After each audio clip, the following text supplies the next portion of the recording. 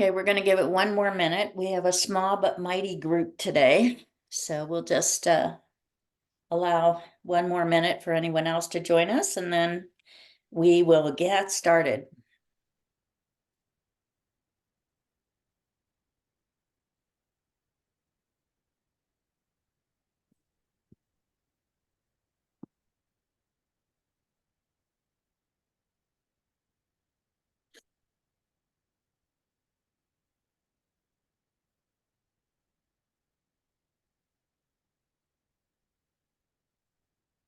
Okay, Drew, let's go ahead and get started. Good morning, everyone. Thank you for being here. Very much appreciate it. We're going to have plenty of time to attempt to answer any questions you may have, but we do need to get through a few other things first.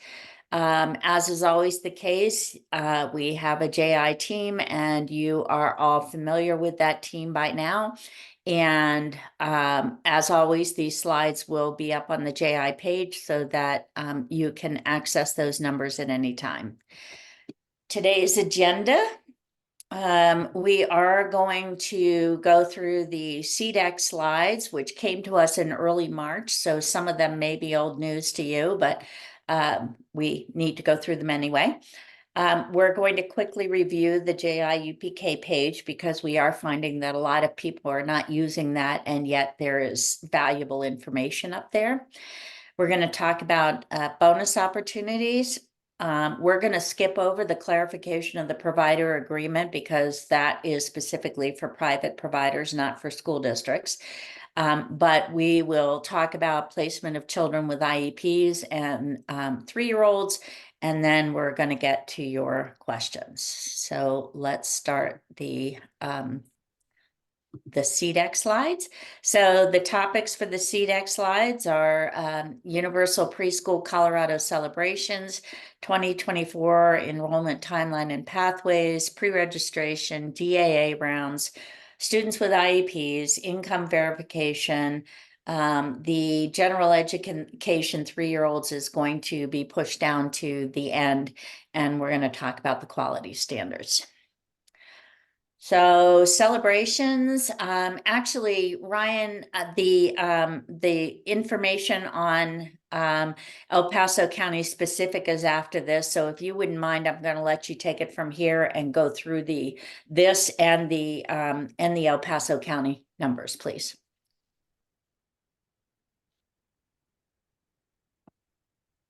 Ryan, you're muted. Sorry about that, everybody. So yeah, I'm happy to go over to some of this data with everybody. 2025 providers have registered to be universal preschool providers for 2024-25. That is statewide numbers. That is up from the 1,820 who participated last year. So that's a really, really great increase in the provider numbers. 27,000 4-year-olds received 15 hours of funding per week. 52% of those children were low income, and 56% of those children were children of color. And nearly 50% of our universal preschool providers were rated level 3 or 5 by Colorado Shines. And so this is statewide enrollment numbers through the January 8th payment. And so we know that the distribution of this was definitely the same in El Paso County in terms of percentages that were rewarded each of these award types. So the 10 hours was 9,115. The 15 hours was 26,558. And that 30 hours, 30 hours of funding was 3,492. So that's a total of 39,165 awards, which does represent 62% of Colorado's 4-year-old population. So we can see that distribution of kind of what provider types we're looking like. It is a little bit different here in El Paso County. But so those school district sites made up 55%. Those community providers made up 43%. And then around 2% of the families were served by those family child care homes. How they were actually broken down by type, 39% of those were the school district sites, 48% of them were the community providers, and then 13% were those family child care homes. So there is a slight difference between how those were distributed and between how many children were served by each of those providers, but that is the distribution statewide. It was fairly similar here in El Paso County, slightly different, but fairly similar here. So we do have an update for you all for El Paso County. So we have received quite a few applications here in El Paso County. So as of yesterday, there were 2,938 total applications in the queue for 2024 and 25. For those of you who are familiar with our population statistics, that is 31% of our 4-year-old population's families that have either submitted or started their applications in a grand total of 21 days. So 2,322 of those have been submitted, and 616 of those are in progress but have not yet been submitted. So as of yesterday, a total of 1,245 children have actually been placed. They're in that place status in El Paso County. Of course, providers are going to need to verify eligibility over the coming days that they do meet that eligibility. A lot of families have actually filled out the 2023-2024 application thinking that it was the 2024-25 application. Our family resource navigators have had to help dozens of these families already with filling out new applications. So if you do come across anybody who may have filled out a 2023-24 application thinking it was that 2024-25 application, please just encourage them to get a new application in. I think that we did actually have a family yesterday that we were speaking with that actually did have a 23-24 application in. They thought everything was good to go, and we did have to work with them and make sure that they got that new application in. So if you do encounter any of that, please just help those families or direct them to us so that we can assist them as well. So yeah, this is just kind of a visual of what we're looking at in terms of applications.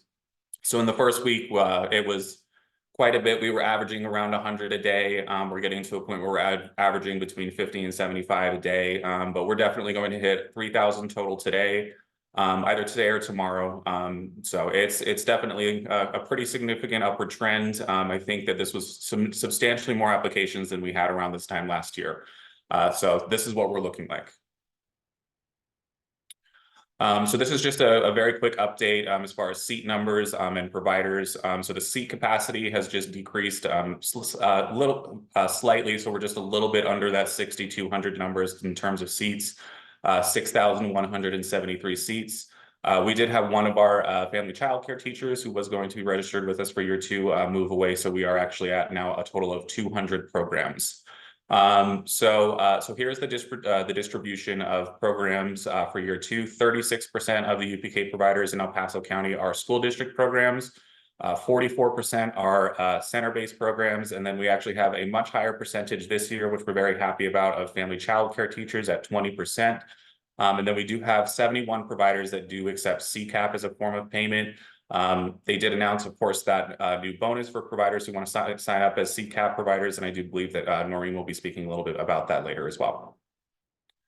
And so this is just that data visualized for all of you. I think I've told you all before, I'm a very visual person. So this is just the distribution of our UPK providers by type in El Paso County in a graph for all of you. So that's just the general overview of the update as far as numbers in El Paso County and some of those statewide numbers that we got from CDEC as well. Thanks, Ryan. Okay, just wanted to remind you about a couple of provider resources that are available on the provider handbook. And we're going to do a quick view a little bit later of what is up on our JIUPK page so that you can see, but all of these are up there. The provider handbook is actually being updated regularly. And so anytime we get a new release of a provider handbook, we are pointing toward that handbook on the UPK page and making sure that you are aware of that in the UPK newsletter. The family handbook has not been updated since the first time it was put out. Of course, there is the CDEC website.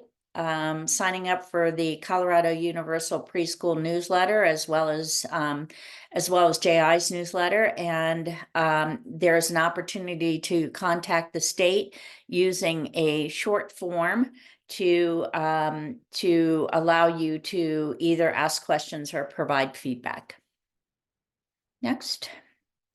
So we're going to talk about enrollment timelines. This should be old hat to you by now, but we're going to go through it again just to be sure. So as you know, the provider setup started happened in February. Then as of February 29th through March 28th, and that date has not changed at this point. is pre-registration. And those are the folks who have priority status and can apply and be directly placed into a seat through that process. Families who don't have priority status are also able to enroll at this point, and they will be run through the algorithm in mid-April. And then new applications will be run through the algorithm again in July. Direct placement or walk-in placement will be happening after the July algorithm has been run. And of course, children with IEPs can register and be placed at any point during the year. This also is in the provider handbook. Okay. So program pathways, as you know, it depends upon, we talked about this the last time. We've talked about 3 different paths basically that that applications take. So we've just talked about all of this in terms of the priority criteria, and that's what pre-registration looks like. So we're going to go through that a little bit more specifically at this point. Go ahead. Skip. Thank you. So as you all know, the pre-registration is happening now. Theoretically, it ends at 5 o'clock on March 28th. And it is only for those families that meet the continuity of care employer sibling priority criteria. I have had questions from people about whether or not somebody that they have actually are in the process of enrolling now or are or have already paid a registration fee for the fall, whether they can be considered to be continuity of care. And according to the state, the answer to that is no. The question that is on the application is the child, as of February 29th, is the child currently attending? Is the sibling currently attending? Or is the child a child of a current employee?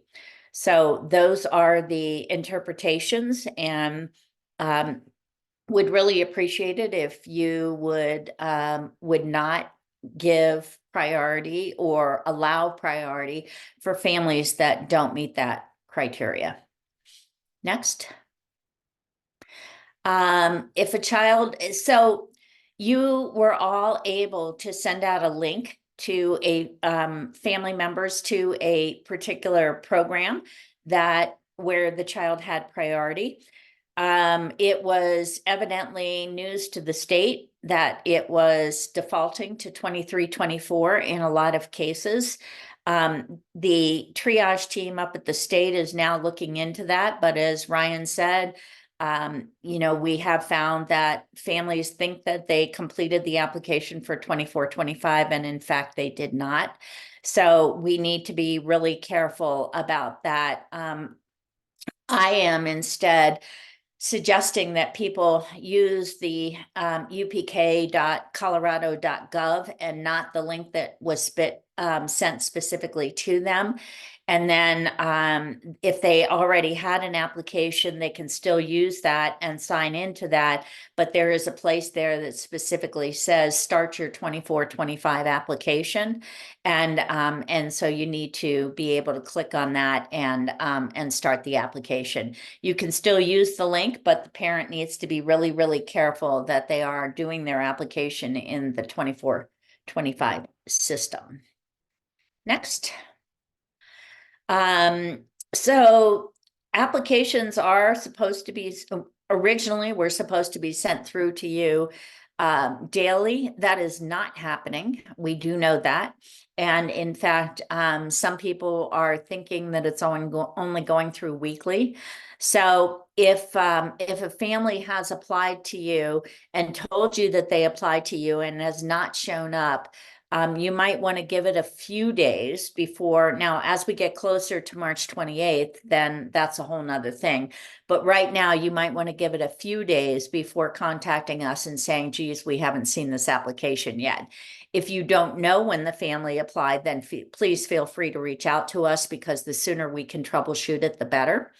So that we're not trying to do this all on March 28th, when you guys are all on spring break, or most of you anyway, as is JI, although I will be available and working to assist you if need be, and I can call in other members of the team if need be to also assist you, but I don't want to let this go till the last day. So families will receive their match on April the 3rd and will have a week to accept or decline the match. So again, you as providers cannot accept a match. You are declining a match if they do not have continuity of care. And for right now, that is the only reason that you can decline. And part of the reason for that is because it's those kids that have been declined for that reason that we are told that when the DAA runs in April, all of those kids whose first choice has been declined because of continuity of care, that first choice will go back into selected status so that the family has an opportunity still to be matched with their first choice, but it will not be as priority placement. So if you decline for any other reason, it will confuse the system. So right now, do not decline for any other reason except continuity of care. And then after March 28th is over and you guys have had the opportunity we've had the opportunity to settle everything down, then April 3rd, families will get their matches and they must either accept or decline. So they're not done at that point. And so, but they're in place status with you right now if they have continuity of care or should be. Okay. All right. DAA rounds. So the rounds will be very similar to year one, except that right now there are only 2 rounds that are planned. The first general matching round will take place in mid-April. So we have to get through the accept or decline for priority. And then there's an opportunity for providers to increase their seat numbers or do whatever it is they need to do before the DAA runs. So it won't be until mid-April. And the second and at least at this point, final matching round will take place sometime in July.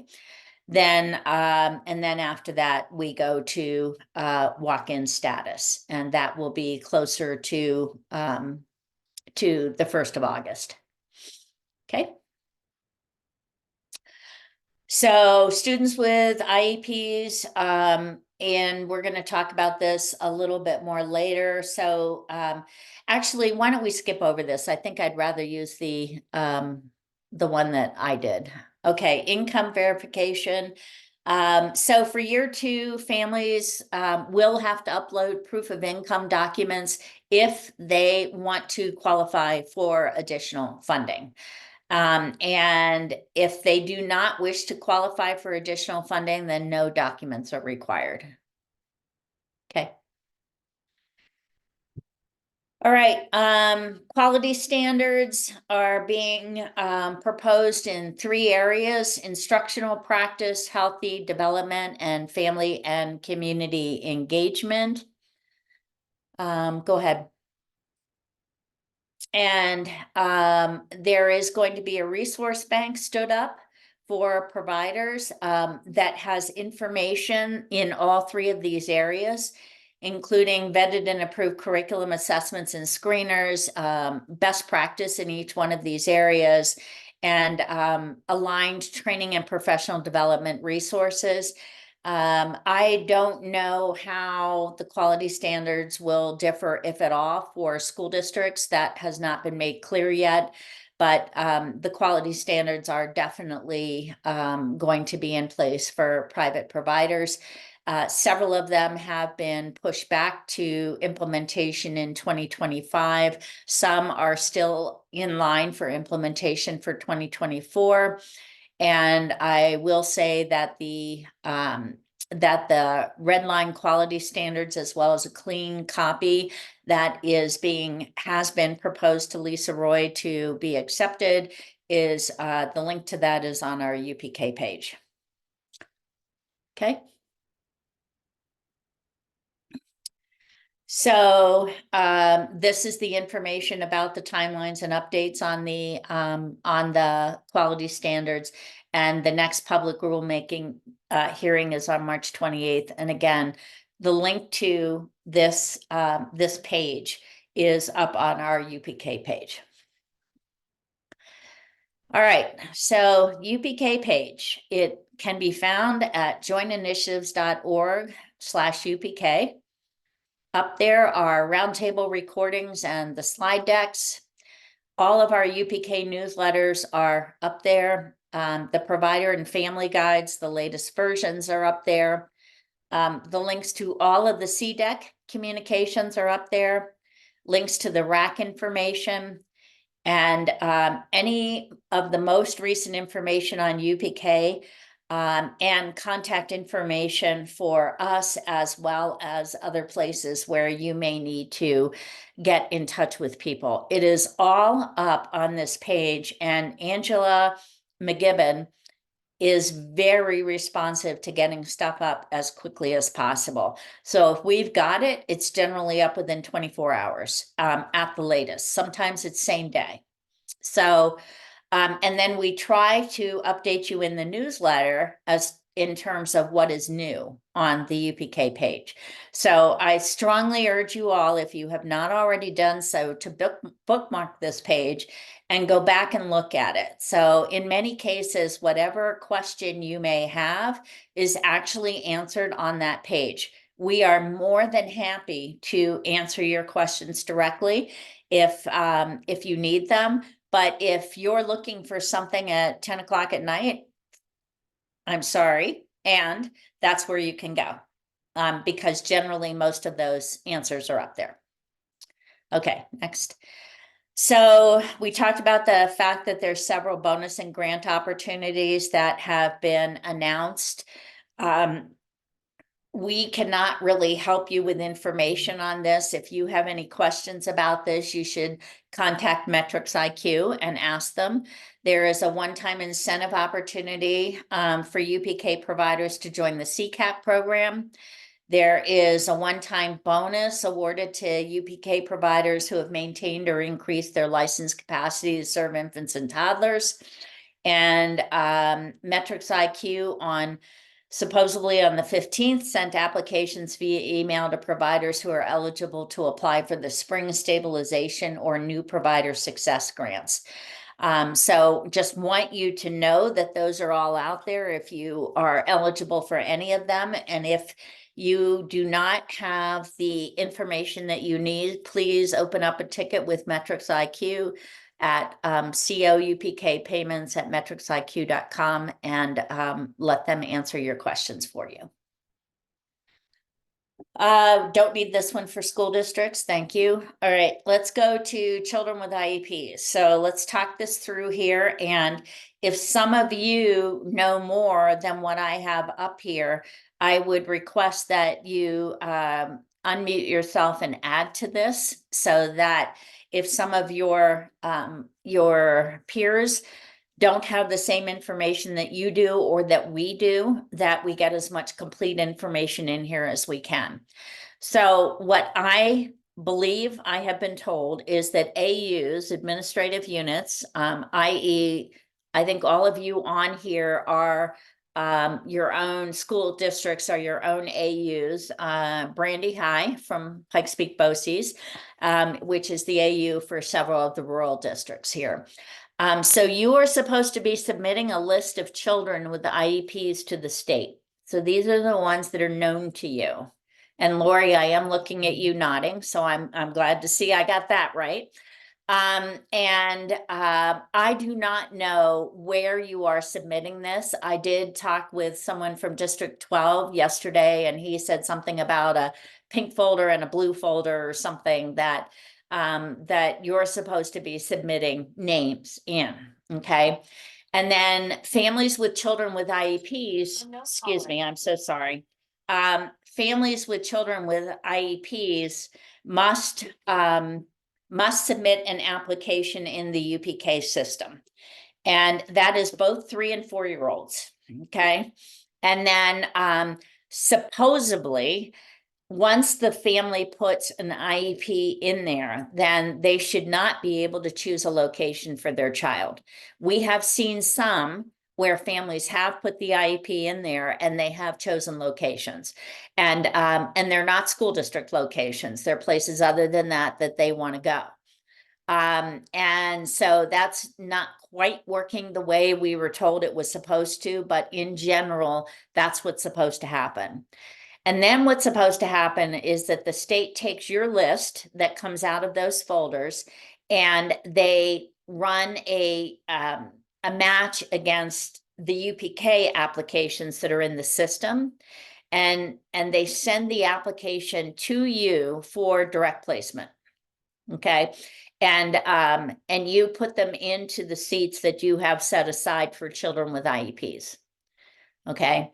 And then I asked the question on the last call we had is what if a family is moving from, as an example, moving from one district to another, has an IEP, the district that they're moving to does not know that they are moving. So they put an application in there and state that their child has an IEP. And obviously they can't choose anything, supposedly. And so then what happens to those applications? How do they get to the right district? And what I was told was they're still working on the process for that. So as soon as you know that you have a kiddo that is coming into your district, even if they're moving from another one, put them on your list. And make sure you keep that list up to date, because that is the way that that in general that applications for children with IEPs are going to get to you. Okay. So if you have any questions on this, go to the people that you were directed to, or we have been told that this is being coordinated by Angela Dellon up at the state, and that is her email address, and you can certainly ask her any additional questions that you need to ask with regard to this process. As soon as we are told as to what the process will be for kiddos who are not known to you, we will certainly let you know, but my guess is you're going to find that out before we do. I also understand that there is a meeting next week that you folks should have been notified of. And this is about children with IEPs and placement. And I would strongly suggest that you attend that meeting if you can. And those of you who are there, if you realize that some of your peers are not there, I would suggest that you ask them to record it. And generally, they don't record it unless you ask. Okay, Can I just ask a quick question? please. If we have asked for guidance from Angela in regards to children with IEPs and being out of district, what would it be a reasonable amount of time to hear back? I've been monitoring that exchange, Brandy, and she's pretty responsive. I know she will get back to you when she has an answer, but if she doesn't have an answer, there's nothing to tell you. I mean, she doesn't get to decide the answers on a lot of those things. So, you know, be as patient as you can. Thank you. Mm-hmm. All right, hang on a minute, Drew. Any other questions or comments about children with IEPs? Anything that I missed that you know about that maybe the rest of your peers would want to know?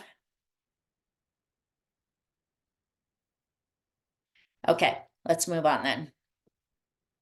And this is just a reminder of enrollment of Gen Ed 3-year-olds. So they this year are going direct. This year they are going directly to the school district for the 24-25 year. And in fact, if the system is working the way it's supposed to, which it seems to mostly be, the system will not even accept an application from a 3-year-old unless the child has an IEP.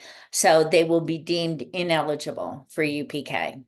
So school districts you guys are all free to enroll your 3-year-olds in your programs using whatever criteria you determine. And this is a personal suggestion that you publish that criteria on your preschool page so that it's transparent to families in terms of how you are deciding which children are going to be placed in 3-year-old seats and that are free, and which ones will be bumped to tuition seats if you have them. So I just think it's really, really important, and it really helps us out too, because we often get the calls and then we have to send them to you. And then if they're not happy with whatever it is they're told on the phone, then they come back to us. So it would be better if we could just point them to your preschool page and say it is published here. And if you have some conversation that you need to have it with the district, please. So, okay, next. Yeah, that's what I thought. Okay, stop sharing for me, please.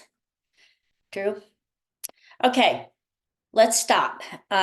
What questions do you have? What do you want to know more about?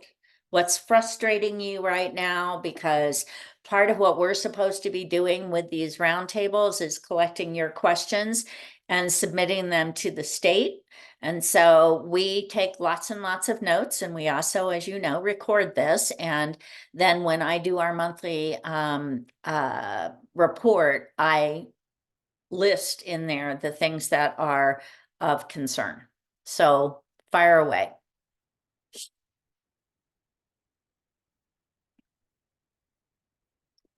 I truly do not believe that you don't have any questions or concerns.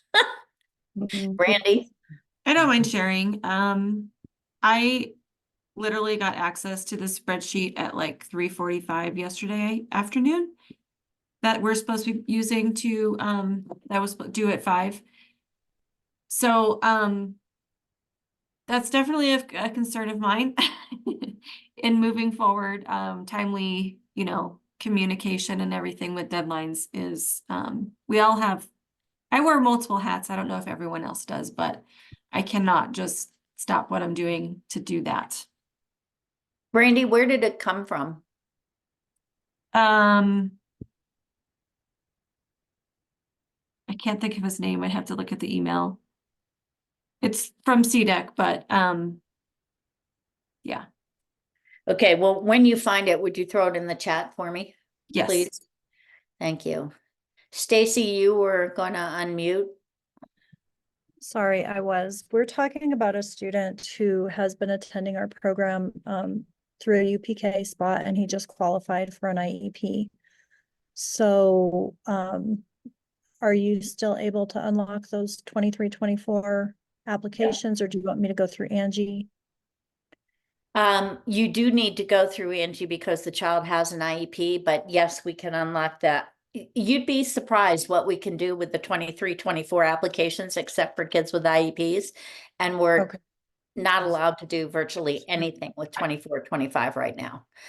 We can unlock applications, and parents can hopefully go in and make whatever changes they want to make.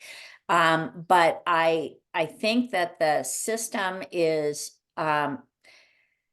it's trying to manage both 23-24 and 24-25 at the same time. And let's just say that that leaves a lot to be desired. So it is quite challenging at this point in terms of even families being able to go in and make changes. We have a list of the folks who need to make changes but weren't able to do it, and are continuing to follow up on that. And then I'm sending tasks basically up to Jenny Mortimeyer, who is our LCO specialist up at the state, and saying, this family can't do this. And we've walked through it with them. We know that they're doing it correctly. They can't do it. It's not saving, whatever. And so, but we're trying to do it first. We're trying to unlock the applications first and walk the parents through it.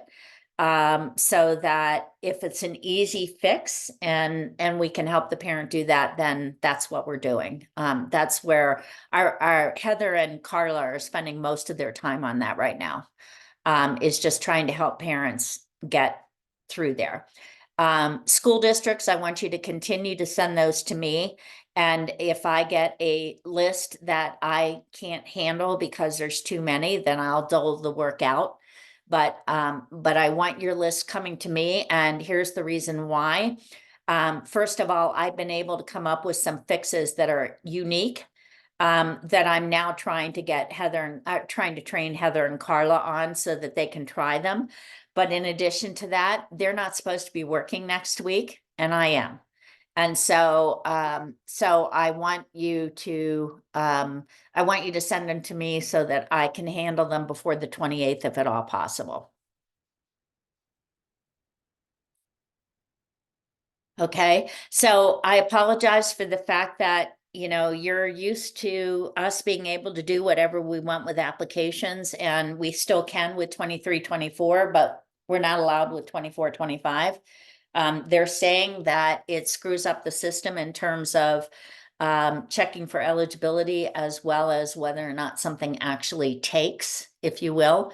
And so we're trying to give them enough of a break to be able to fix whatever the issues are so that we don't have to continually deal with this. And the only way we can give them that break is by not making manual changes. But still, we're going to get to the 28th, and we potentially are going to have folks that are not where they need to be. And so at some point along the line, they're either going to have to deploy some resources to fix them themselves, or they're going to have to let us do it. So.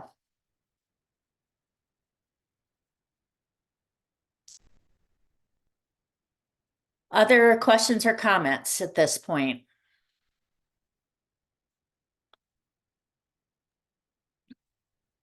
Thank you guys for all of your work. We appreciate it. I don't have a question, but I do have a comment. And with all of the links that we have sent out, and checking every day to see how many families have actually completed that, it is virtually impossible to know, because families, unless we call every family to say, we're not saying your application, have you completed it? We don't know. And so we're going through that process right now of trying to call every one of those families.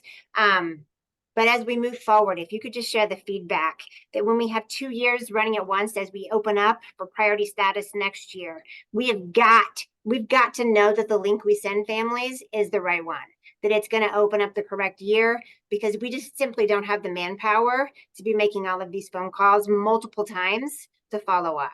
And so it's really concerning. And at the end of the day, I don't know that we'll be able to ensure that everyone who should have priority status got it. And Right. It's just unfortunate. So if you could share that feedback, I'd sure appreciate it.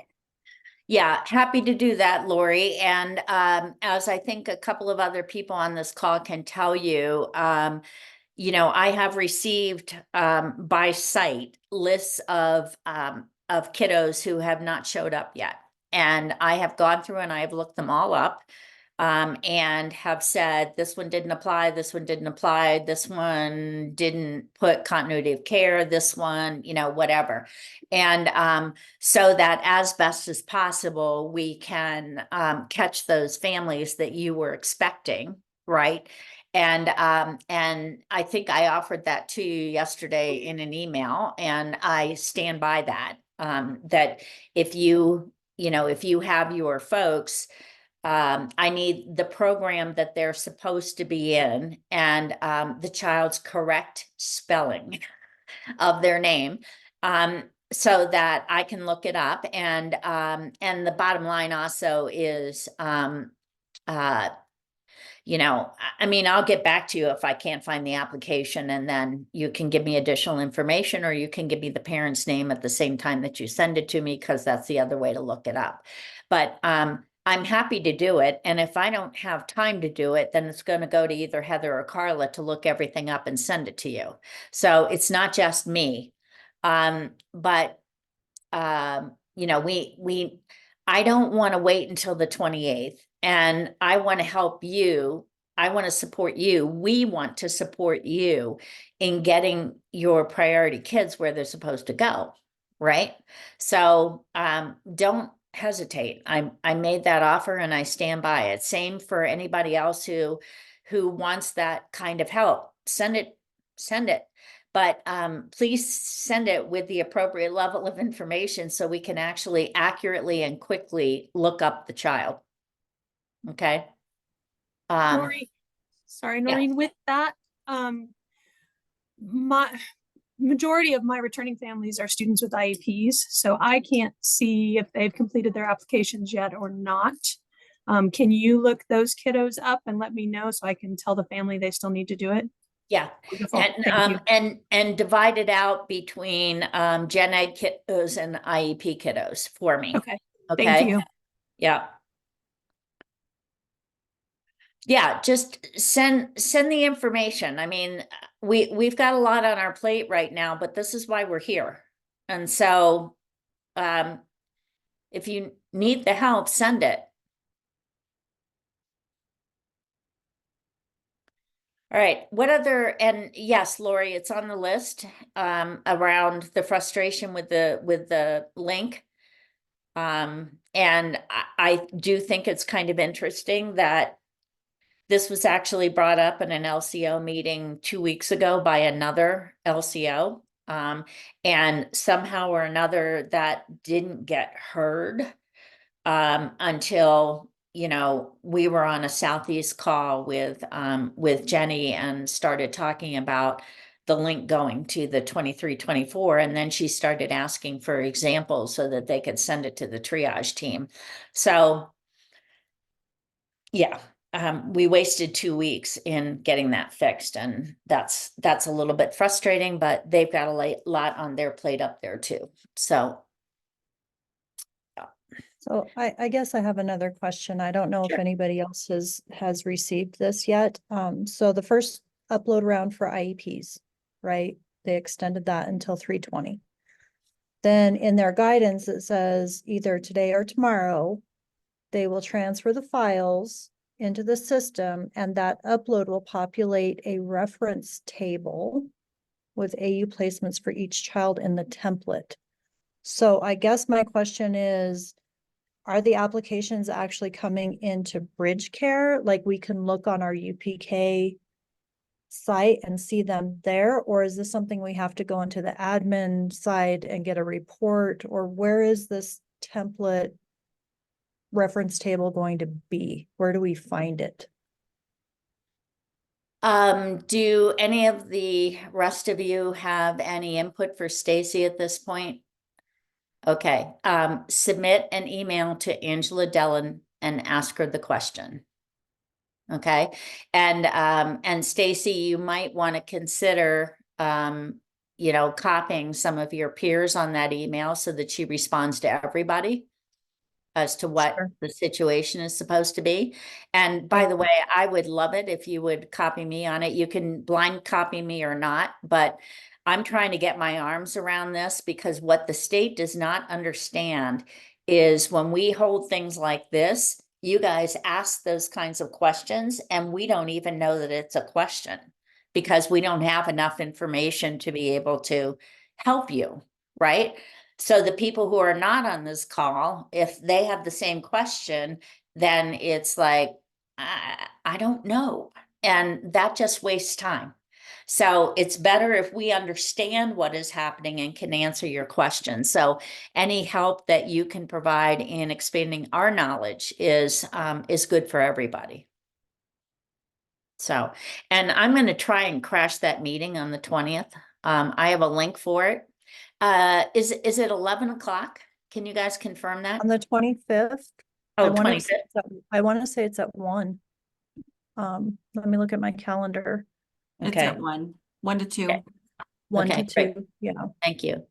So I'm going to try and crash that just so that I can get some information on it too. All right. Noreen, can I share one concern for you to Yes. share with state?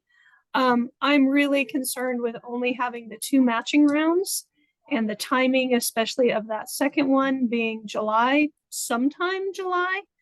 And we start school the beginning mid-August. So getting everyone registered, all their paperwork done, everything in is I don't know that I have enough staff to make that happen. So I'm just very concerned about their timeline. I would second that. Because we start school at the beginning of August, and it's going to be super challenging, and kids are going to be starting late. When would you prefer that it run? For us, it would be better if it ran beginning to mid-June, just to give us at least a month to get families to complete all of the things that they need to complete. I can't tell you the number of follow-up phone calls we have to make to get everything done. And I only have one secretary during the summer who's here. Us too, Karen. And I mean, our kids are scheduled to start August 7th. So we're in the same boat, because then kids can't start on time, and that doesn't feel good. District 11 is in the same boat. Our kids are starting around the 12th of August. Okay. We start the 8th. And if we could I would even push into like the beginning of June, because most of my secretaries leave by mid-June. And so if they had at least a week to work on that, it would be a game changer. Yeah, and parents still have to register with the registration office of our school district, and that is high max volume time for them. So they have to have time to get through all of those registration, because kids can't start if they're not in the system. All right, I will make sure that that this gets included in our reporting. And see where they go with that. I'm sure you guys are not the only school districts out there that have this issue. I think it's probably not as much of an issue for private providers, but we'll make sure that it is noted. Noreen, for kids, for families who don't accept or aren't able to get in except for whatever reason, are you going to be able to do that on their behalf like you did last year? I have no idea, but you can ask. Okay.